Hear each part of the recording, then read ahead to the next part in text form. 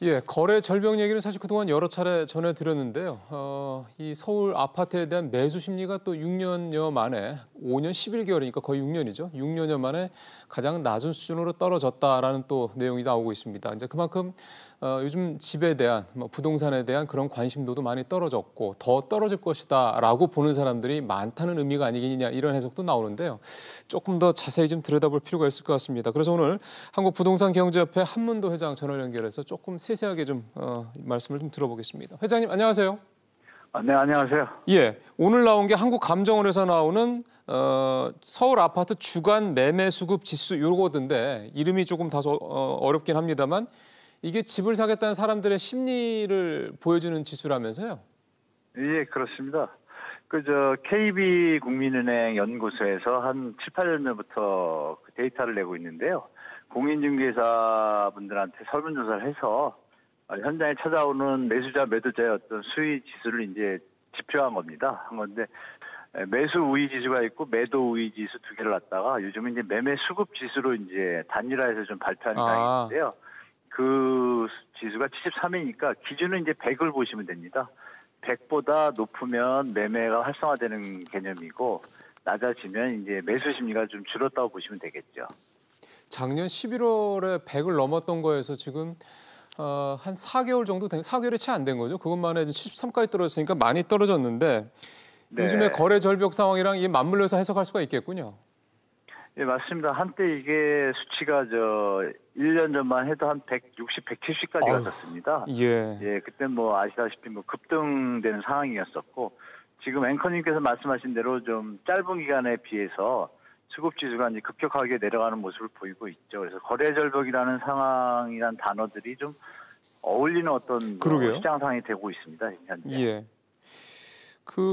사실 저희가 거래 절벽 상황에 대해서는 이미 회장님도 지난번에 저희 스튜디오에 나오셔서 말씀도 해주셨고 그만큼 이제 여러 가지 규제니 뭐니 이런 걸림돌이 많기 때문이라는 거였는데 데이터를 좀 찾아보니까요. 올해 서울의 입주 물량이 근 5만 가구, 4만 8천 가구 정도나 되고 향후 5년간에도 서울과 수도권의 신규로 공급 예정인 물량이 신규 수요 물량보다 훨씬 더 높다 이런 데이터들이 있어서 이걸 보면은 이런 상황이 앞으로도 더 갈 것 같다라는 생각이 좀 드네요. 예, 맞습니다. 지금 말씀 주신 대로 2, 3년 전만 해도 서울 주택 공급 물량이 좀 적었습니다. 그렇죠. 재건축 이주 물량은 많은 편에 비해서 그러다 보니까 정부 대출 규제 완화하고 맞물려서 좀 가격이 급등을 했었는데요. 올해부터는 또 역으로 정부의 어떤 규제 정책과 함께 공급 물량이 또 계속 한 3, 4년 동안은 충분합니다. 어떤 수요에 비해서 물량이 넘치는 상황이 되다 보니까 이 전체적으로 매매 가격에 대해서 좀 하방 압력이 장기적으로 한 2020년, 22년 정도까지도 좀 이어질 것으로 보시고 시장에 대처하셔야 될 것 같습니다. 예. 지금 현재 앞에 남아있는 그 변수가 4월 달에 공공주택 공시 가격이 있고요. 또 한 7월 정도겠죠. 내년도 세제 개편안에 이제 보유세가 얼마나 또 강화될 것이냐. 전반적으로 분위기는 좀 더 강화될 것이다라는 전망들이 많아서 그 두 가지가 그렇게 조금 더 시장에 좀 비친화적인 쪽으로 간다 그러면 다주택자들 중에서 집을 좀 내놓겠다는 사람들이 좀 늘어나서 거래가 좀 더 일어나고 이럴까요? 그러기에는 아직은 이런 가격 하향 추세로 전환한 지가 이제 5개월 정도 됐는데요. 그동안 우리 대한민국의 어떤 가격 하락과 상승의 어떤 패턴을 보면 최소 2년에서 3년 정도 이런 기조가 이어집니다. 게다가 앵커님도 아시겠지만 이 주택 구매 핵심 연령이라고 하는 30에서 49세 분들이 인구가 앞으로 한 5년 동안 좀 마이너스 추세입니다. 그래서 줄죠. 입주 물량도 늘고 역으로 또 인구는 더 줄고 이러다 보니 제가 볼 때는 생각한 것보다 아까도 말씀하셨지만 지금 역대 최저 거래량 서울 아파트 거래량이 610건인데요. 1월 달에. 글로벌 금융위기가 2008년 11월에 있을 때도 한 1000건을 넘었었어요. 그래서 그때보다 적네요. 비교한다면 거의 글로벌 금융위기 이후의 어떤 거래량보다 적다라는 것은 우리 시청자분들이 시장을 너무 이렇게 편하게 보시면 안 되고 좀 심각하게 좀 고려하시면서 자산 관리를 하셔야 될 것 같습니다. 지금 말씀하신 대로 특히 자산 관리 측면에서 심각하게 보셔야 된다는 말씀은 일단 집을 갖고 있는 사람들 입장에서 봤을 때는 어떻게 하면은 이런 어떤 부분을 손실을 좀 줄이거나 이렇게 할 수 있다고 뭐 보면 되나요? 사실 일가구 이주택자분들 이제 갭 투자가 한때 유행했었지 않습니까? 그렇죠. 그분들이 이제 많이 이런 상황에 노출되어 있는데요. 정부에서 어떤 그 소유자의 어떤 입장이 아니라 예.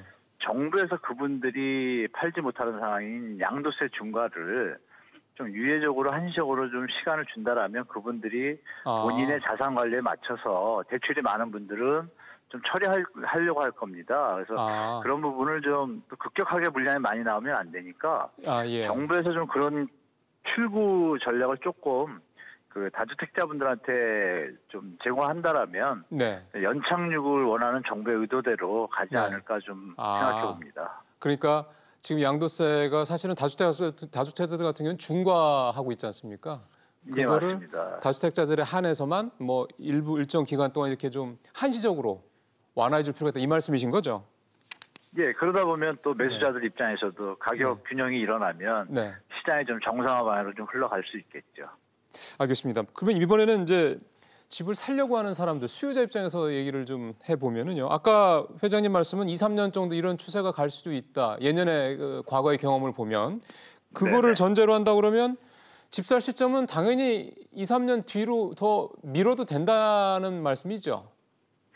예, 투자자 입장에서는 그런 게 좀 적정하다고 봅니다. 그래서 지금 시장은 어떤 예전의 시장의 장밋빛 시장하고는 전혀 반대인 시장이기 때문에 좀 여러 가지 상황들을 고려하셔야 되고 또 글로벌 경제 상황도 같이 체크하셔야 그렇죠. 됩니다. 그래서 예. 만만한 시장이 아니기 때문에 투자하시는 분들은 제가 볼 땐 당분간 2, 3년 정도는 관망하시는 게 더 낫지 않을까.